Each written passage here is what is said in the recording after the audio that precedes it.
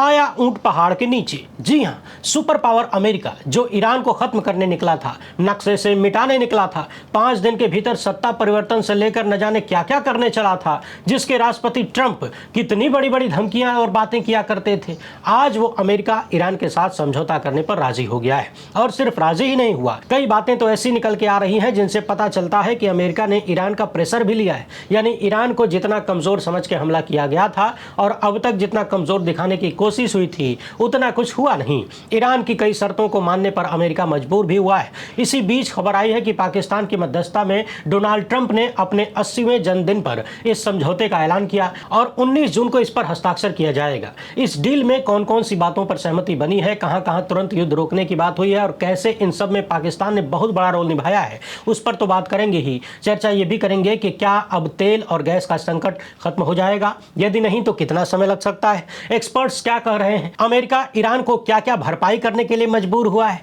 और दुनिया के अन्य देश इस मामले पर क्या कह रहे हैं। इन सभी मामलों पर चर्चा करेंगे, इसलिए ध्यान से सुनते जाइए। दरअसल अमेरिका और ईरान के बीच युद्ध रोकने के लिए एक प्रारंभिक समझौता होने की खबर आई है। रॉयटर्स के मुताबिक अमेरिकी राष्ट्रपति डोनाल्ड ट्रंप ने ईरान के साथ पीस डील यानी शांति समझौता की दिशा में एक MOU को मंजूरी दिया है। इस फ्रेमवर्क में ईरान द्वारा स्ट्रेट ऑफ हॉर्मुज खोलने की बात भी शामिल है और अमेरिका की तरफ से कुछ छूट की बात भी कही गई है। शुक्रवार यानी 19 जून 2026 को स्विट्जरलैंड में इस डील पर साइन होनी है। पहले पाकिस्तान ने इसका ऐलान किया, इसके बाद ईरान और अमेरिका ने इसकी पुष्टि की। इस डील में पाकिस्तान मीडिएटर के रूप में सामने आया। रॉयटर्स के मुताबिक पाकिस्तान की मध्यस्थता से ये चीजें सामने आई है। पाकिस्तान के प्रधानमंत्री शहबाज शरीफ ने साइनिंग सेरेमनी की भी बात कहा है। यानी सोचिए कि एक वक्त में जिस पाकिस्तान की कोई हैसियत नहीं हुआ करती थी भारत के सामने, आज वो पाकिस्तान अमेरिका और ईरान के बीच शांति समझौता करवा रहा है और सफल हो रहा है। इस वीडियो के आखिर में इस पूरे मामले पर हम राजनीतिक विश्लेषक संजीव पांडे जी से विस्तार से बात करेंगे कि कौन कहां पे खड़ा है, किसका फायदा किसका नुकसान हुआ,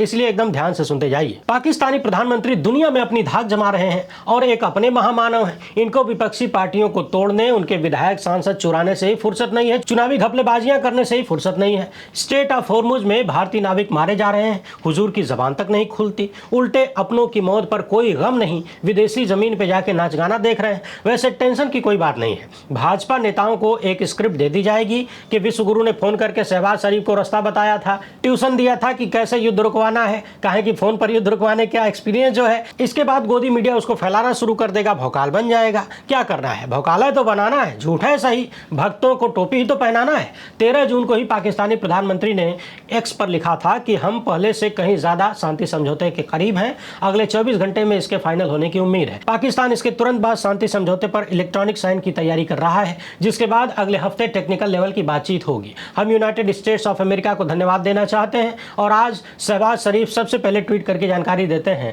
कि गहरी बातचीत के बाद हमें यह बताते हुए प्रसन्नता हो रही है कि यूएस और इस्लामिक रिपब्लिक ऑफ ईरान के बीच पीस डील हो गई है। दोनों पक्षों ने सभी मोर्चों पर मिलिट्री ऑपरेशन को तुरंत और हमेशा के लिए खत्म करने का ऐलान किया है, जिसमें ईरान भी शामिल है। अब सबसे पहले इस डील में क्या क्या चीजें शामिल हैं, अल जजीरा ने इसके बारे में क्या लिखा है उसे समझिए। ईरान की न्यूज एजेंसी मेहर के अनुसार ड्राफ्ट एग्रीमेंट में 14 पॉइंट हैं। इसमें लेबनान समेत सभी मोर्चों पर दुश्मनी को हमेशा के लिए तुरंत खत्म करना, यानी अमेरिका और ईरान के बीच जिन भी मोर्चों पर युद्ध चल रहा है उन सबको खत्म करने का वादा, वो भी तुरंत।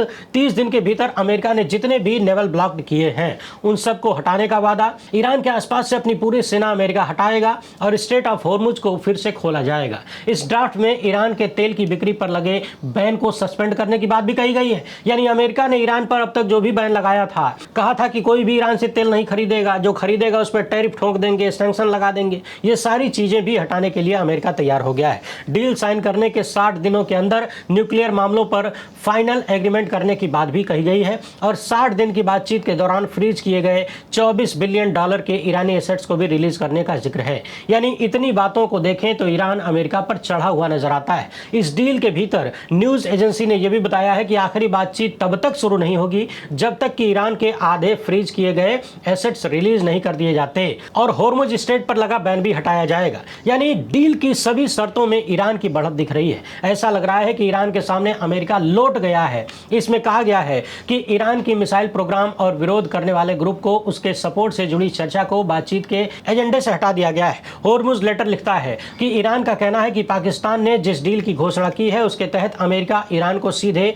रिकंस्ट्रक्शन फंड के तौर पर $300 बिलियन देने पर सहमत हो गया है। यानी इस इस युद्ध के कारण जो ईरान का नुकसान हुआ उसकी भरपाई के लिए अमेरिका ईरान को $300 बिलियन चुकाएगा। इसके साथ ही $24 बिलियन का जो रुका हुआ फंड था वो भी जारी किया जाएगा। इसमें से $12 बिलियन बातचीत शुरू होने से पहले ही जारी कर दिए जाएंगे। ये सारी बातें सीधे तौर पर ट्रंप और जेडी वेंस के उस दावे के उलट हैं कि ईरान को कोई भी फंड ट्रांसफर नहीं किया जाएगा। यानी अमेरिकी नेता जो बातें कह रहे थे, जो बौकाल मार रहे थे, वो सारी बातें झूठी निकल कर आ रही हैं। अमेरिका ईरान को हरियाणा चुकाने पर भी राजी हो गया है। अब तक जो फंड रोक कर रखे गए थे वो भी चुकाने पर राजी हो गया है, और तो और बातचीत शुरू होने से पहले ही $12 बिलियन देने पर भी राजी हो गया है। यानी ये जो डील सामने आ रही है इसमें साफ तौर पर दिख रहा है कि अमेरिका ने ईरान के सामने घुटने टेक दिए, सरेंडर कर दिया, और कहीं ना कहीं ईरान को माई बाप मानने को भी तैयार हो गया। ईरान के लिए ये बहुत ही बड़ी जीत कही जा सकती है। ट्रंप को आखिरकार झुकना ही पड़ गया। ईरान अपनी ज्यादातर शर्तें मनवाने में कामयाब हो गया। हालांकि न्यूक्लियर बम के मामले में उसे समझौता करना पड़ा है,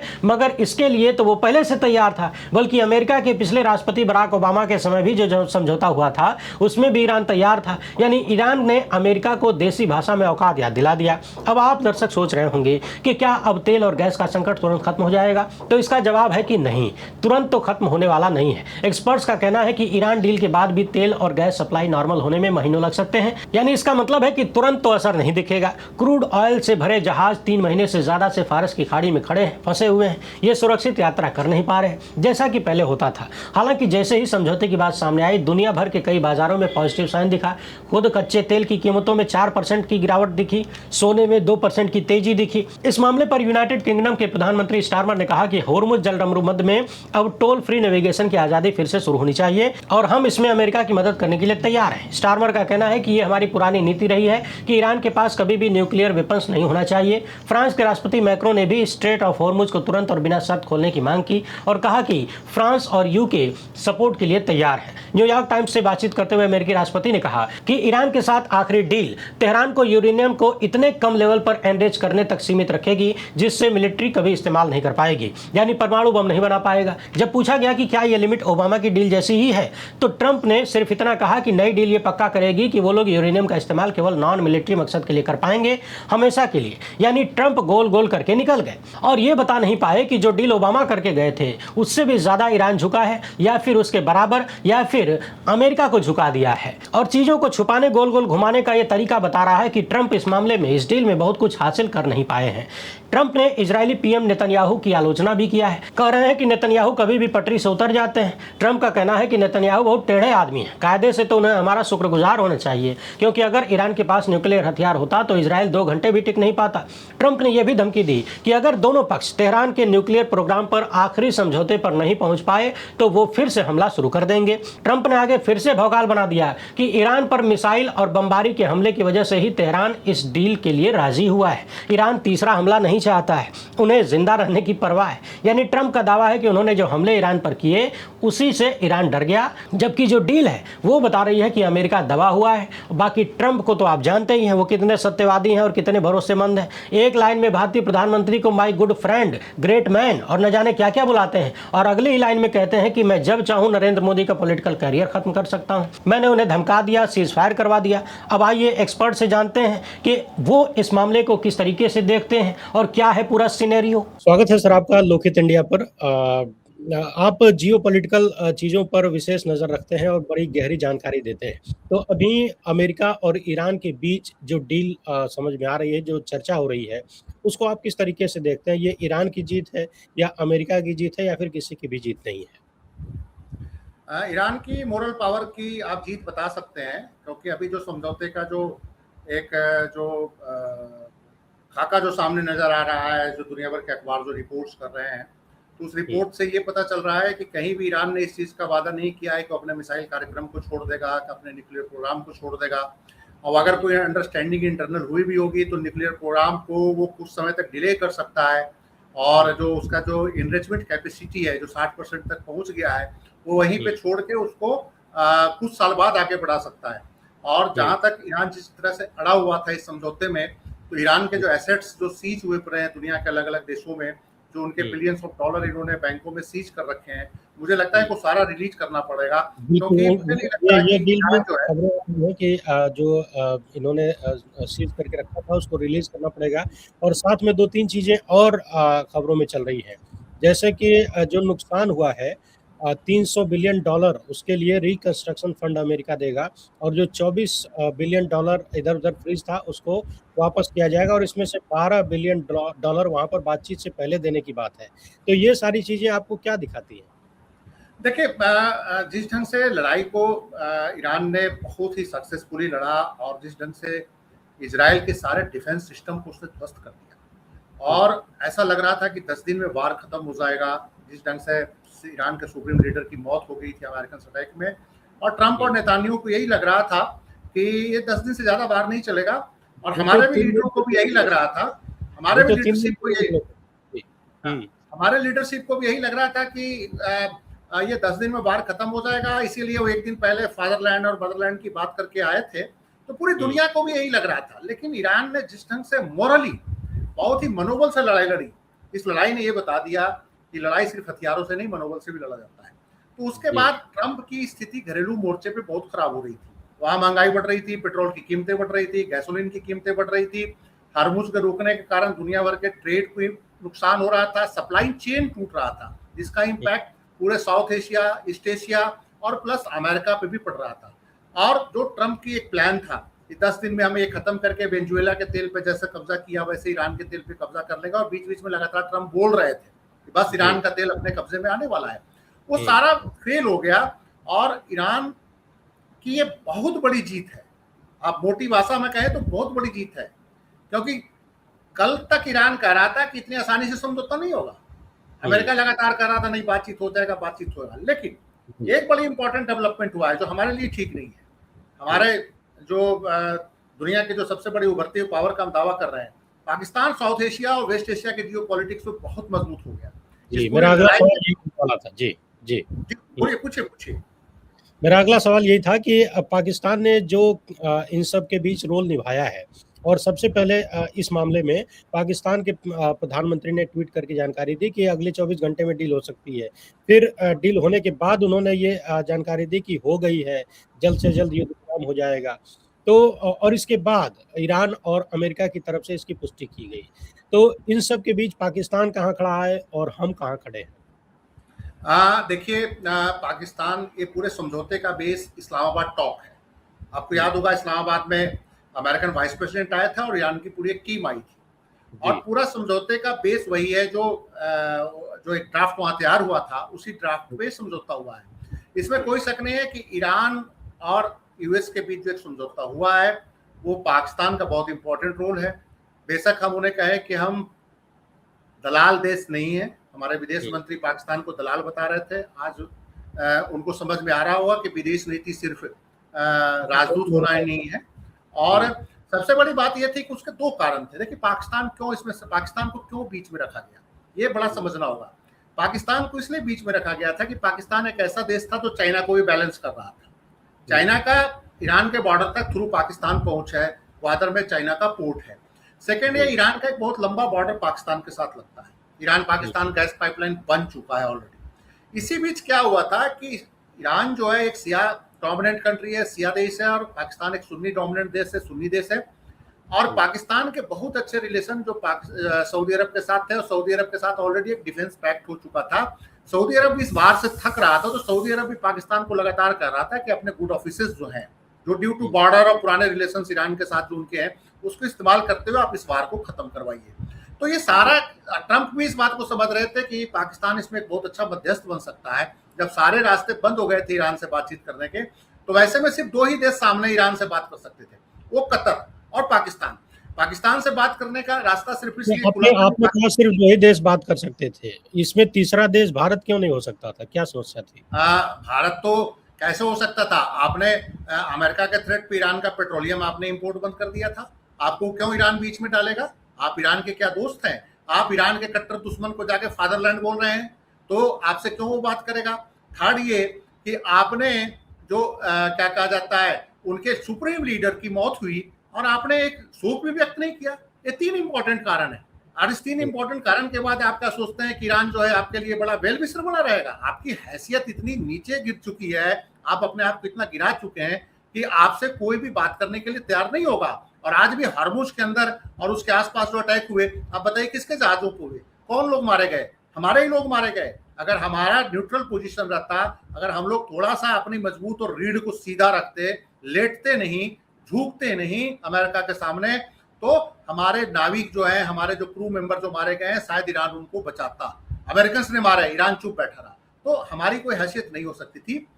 कतर बीच में मीडिएटर इसलिए बना हुआ था कि कतर एक ऐसा देश है जो अमेरिका का बेस भी है कतर में, लेकिन कतर ने हमेशा ईरान से अपने रिलेशंस खराब नहीं किए। जब भी ईरान पे कोई भी बैन लगा तो कतर एक ऐसा देश रहा जो उस बैन के खिलाफ रहा। इवन की जो गल्फ कॉपरेशन काउंसिल ने भी जब भी ईरान पे बैन लगाने की कोशिश करी, जो सुन्नी इस्लामिक देशों ने, कतर ने उसका हमेशा विरोध किया और ईरान से अपने डिप्लोमेटिक और इकोनॉमिक रिलेशंस को हमेशा जारी रखे। तो कतर एक ऐसा देश है जहां पे तालिबान से भी अमेरिका की बातचीत हो रही है। दोहा एक ऐसा सेंटर है, मेडिएशन सेंटर है, जो वेस्ट एशिया के जितने भी ट्रबल होते हैं तो उसका मेडिएशन दोहा के अंदर होता है। तो आप इस बात को मान के चलिए कि कतर तो पुराना एक role, important role West Asia के टेंशन में प्ले करता रहा है उसको खत्म करने के लिए। लेकिन अब जो पाकिस्तान जो इकोनॉमिकली बहुत वीक था और बहुत कमजोर हो रहा था, उसने अपनी जियो पॉलिटिकल पोजिशन बहुत ही स्ट्रॉन्ग कर ली है और वेस्ट एशिया के तमाम देश उसके लोहा को मान रहे हैं। और मान के चलिए कि ये हमारे लिए बहुत अच्छी खबर नहीं है। तो भारत की अभी स्थिति क्या है? जैसे आपने बताया कि पाकिस्तान की स्थिति बहुत मजबूत हो चुकी है, हमारी स्थिति क्या है अगर एक लाइन में पूछा जाए तो? भारत की स्थिति पे भारत के नेता ने कमेंट किया था कि हमला अमेरिका ने किया, ईरान पे अटैक हुआ, उसका नुकसान इजराइल झेल रहा था, बेइज्जती इंडिया की हो रही थी और पाकिस्तान की इज्जत बढ़ रही थी।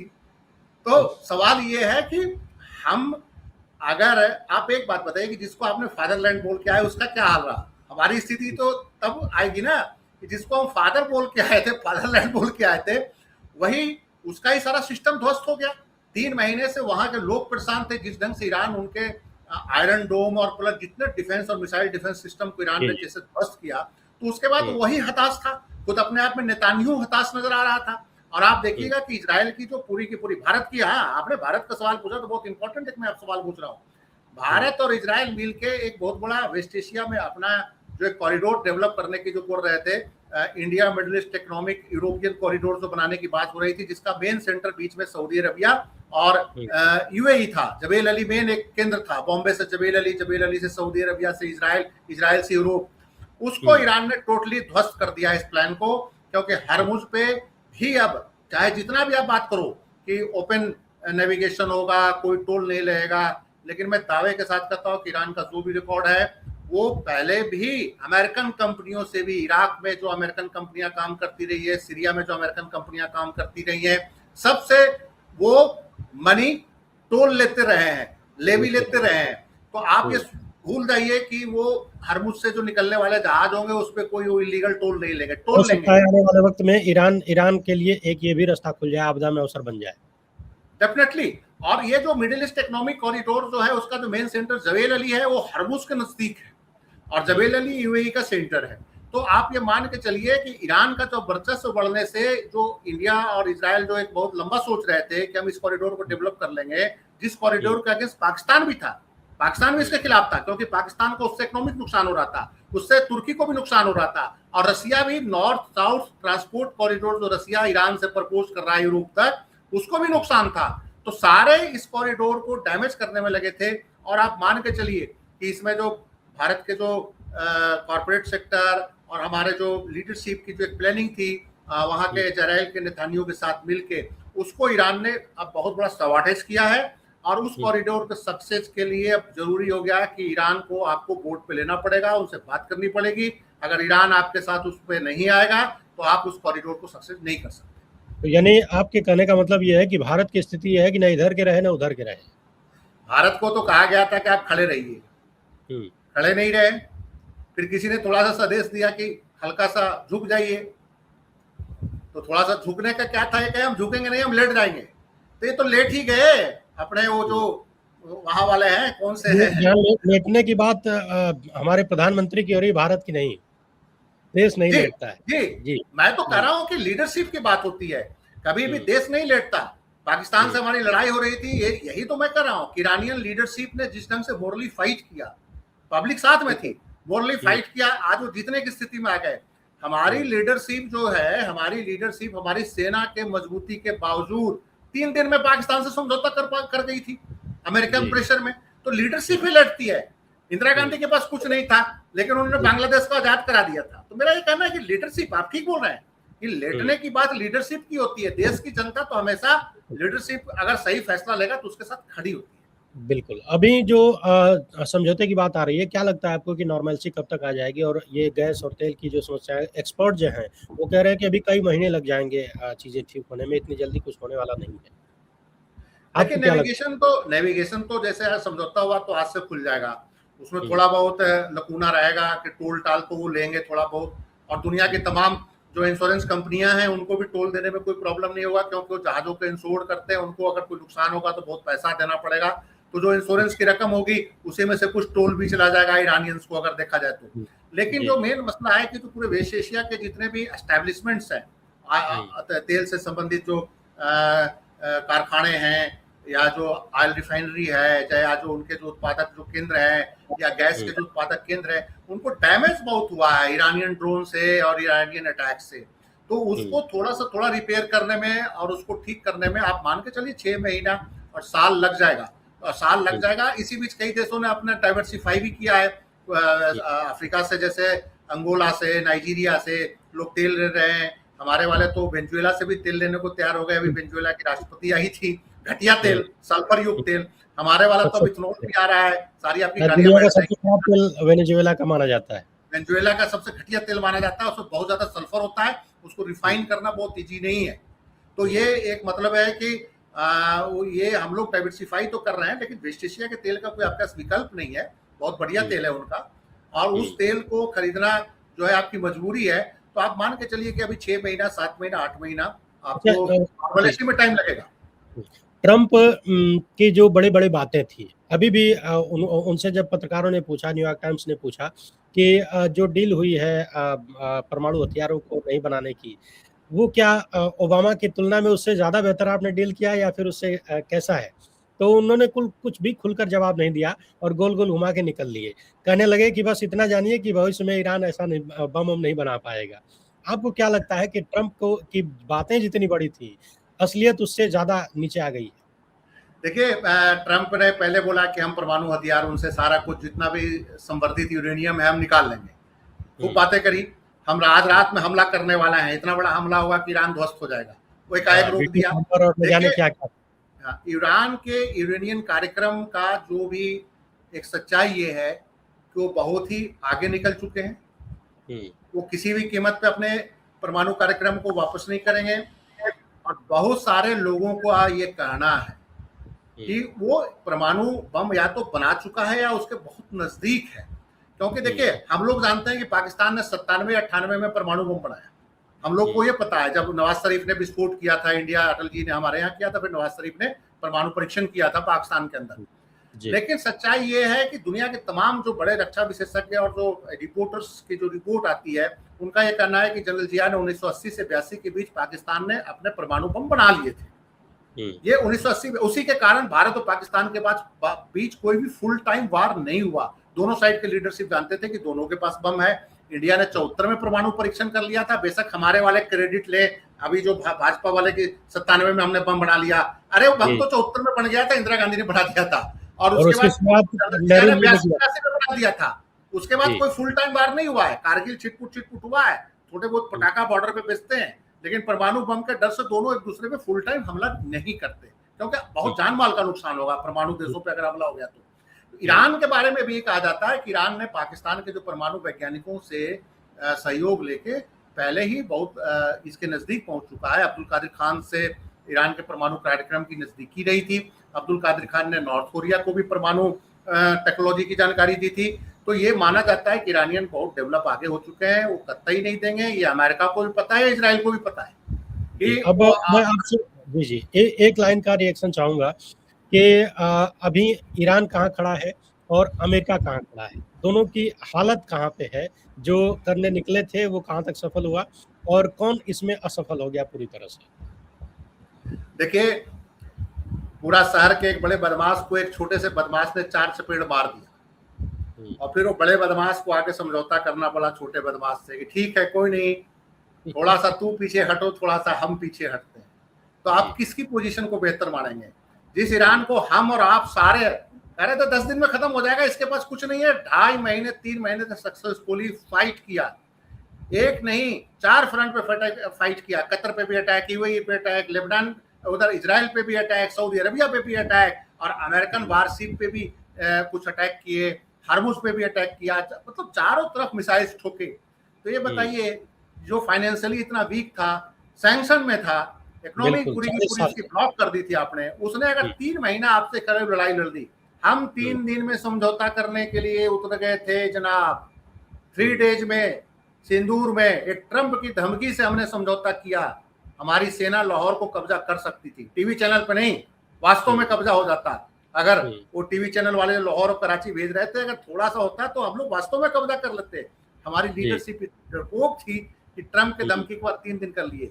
वो 3 महीने लड़ते रहे, अमेरिका को लाया, अमेरिका की इकोनॉमी तबाह हो रही थी, वहां मिड टर्म इलेक्शन होने थे, ट्रंप को इस समझ में आ गया कि हम गलत जगह फंस गए, हमको नेतानियों ने मिसगाइड किया। हम तो सोच रहे थे कि 10 दिन में ईरान के तेल पे कब्जा हो जाएगा, ये तो हमारा तेल पे क्या कब्जा होगा। अमेरिका के खर्चा आप समझ रहे हैं कितना हुआ है? इंडियन करेंसी में अमेरिका का जो एक अनुमान है, जो सरकार नहीं एक्सेप्ट, सरकार तो कह रही है कि 25 अरब डॉलर या 30 अरब डॉलर खर्चा अमेरिका को हुआ है, लेकिन अमेरिका ने अपने रक्षा बजट में इस 3 महीने की लड़ाई के बाद 500 अरब डॉलर की बढ़ोतरी की मांग करी। तो 500 अरब के डॉलर की बढ़ोतरी की मांग क्यों करी? जब 25 अरब ही डॉलर खर्च हुआ है आपका, तो 500 अरब डॉलर आपने अपने, जैसे उनका $1 ट्रिलियन का इस साल रक्षा बजट था, उसमें कर रहे हैं कि $500 का और बढ़ोतरी कर दो, ईरान वार के कारण भार बढ़ गया है। तो इसका मतलब है कि 500 अरब डॉलर खर्च नहीं हुआ तो 200-250 अरब डॉलर तो आपका खर्च हो गया इस बार में। मतलब कि 25 लाख 30 लाख करोड़ रुपया आपको 2.5 महीना में ईरान ने खर्च कर दिया। ईरान का तो जितना खर्च होना तो हो ही गया, ईरान तो तबाह हो गया। लेकिन जो इतनी बड़ी विश्व शक्ति थी, जो ये कैलकुलेशन लगा रही थी कि हम ईरान के तेल पे कब्जा करके लाखों करोड़ रुपया कमाएंगे, अरबों डॉलर कमाएंगे, उसका पैसा भी खर्च हो गया और उसको तेल भी नहीं मिला, ईरानियन तेल भी नहीं मिला, सारा का सारा रह गया।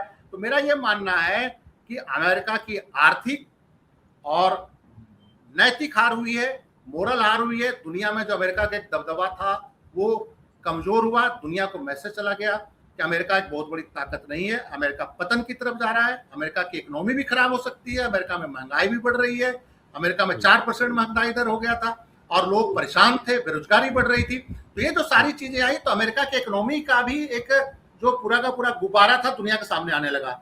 और उसके बाद अमेरिका के आर्मामेंट के ताकत, जिस ढंग से इनके वो क्या कहा जाता है जहाज गिरे, इनके एफ श्रेणी के जहाज गिर गए, इनके जो कुछ क्या कहा जाता है कुछ जगह पे इनके जो रडार सिस्टम था, इनके उस पे भी अटैक किया ईरान ने सक्सेसफुली। तो लोग कहने लगे, देखिए जो रियल वार होता है ना, रियल वार में हथियारों का ही प्रदर्शन होता है, उसके बाद दुनिया की तमाम कंपनियां दुनिया में बताती है कि देखो इस वार में मेरा ये हथियार इतना सक्सेसफुल रहा। अमेरिका क्या बताएगा?